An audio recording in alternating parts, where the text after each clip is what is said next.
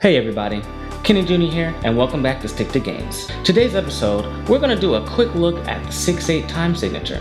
And to do that, we will be using the staff roll theme from Megaman and Bass, and this one was composed by Naoshi Mizuta.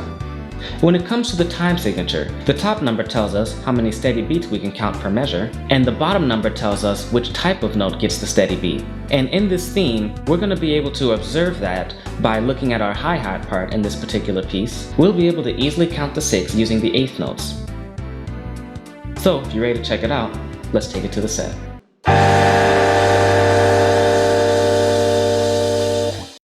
So we're going to take a look at the first measure, and as I mentioned, we can see a clear outline of our 6 beats using eighth notes as the steady beat. We can count the 6 using the eighth notes in the hi-hat and the snares on every 4. 1, 2, 3, 4, 5, 6. Now 6/8 is also referred to as a compound duple meter, which means we can also feel it as 2 beats. So instead of counting all the way up to 6, we would just count a slow 1, 2, but every beat has a triplet. Triplet, triplet. 1, 2, 1, 2.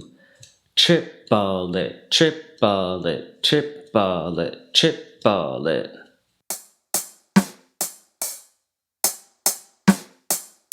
Now that we understand the counting, let's take a look at the kick drum part.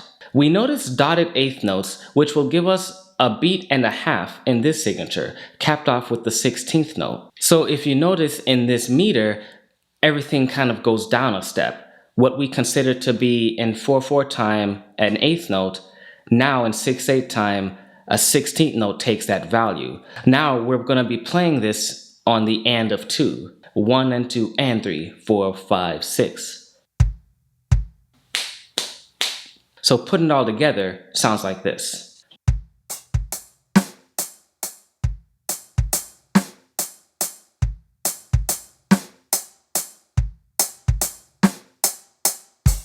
Now, if we look at measure 2, we're just going to see more of the same. We can still see the 6 beats outlined very clearly on the top end, and then we can look at the bottom for our kick drum, yet another 16th note, which is going to be playing on an upbeat in our duple meter here.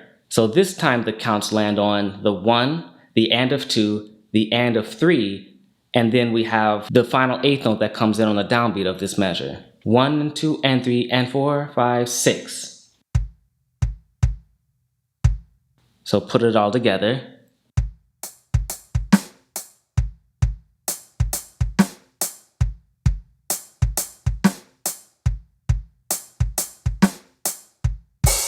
So to give a further breakdown to see how each of these lines up, I'm going to go ahead and show some measures that line up clearly where all of these beats fall, so we can just get a little bit more clarity out of what it is we're looking at on the actual music. I'll show a measure that has hi-hats on all 6 beats to practice your counting. 1, 2, 3, 4, 5, 6.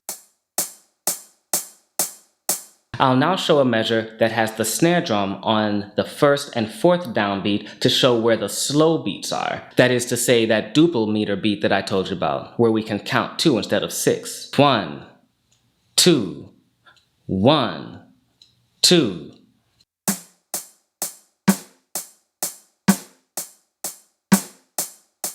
And with that exercise, we hear the hi-hat filling in all of the triplets there. Finally, I'm going to show a measure that has the kick drum filling in all of the upbeats.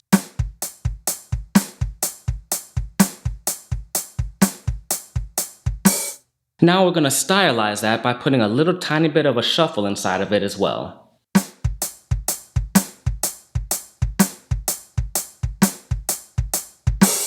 And there you go. So I hope those grids help line up exactly what it is you're looking at whenever you're looking at 6/8 music. 6/8 music is very common. This duple meter is very, very common in music and even in pop music. And we're going to be looking at a lot more of stuff with the eighth note taking the primary steady beat. So I really hope all of that makes sense. And if you're ready to go, let's go ahead and run this song from the top.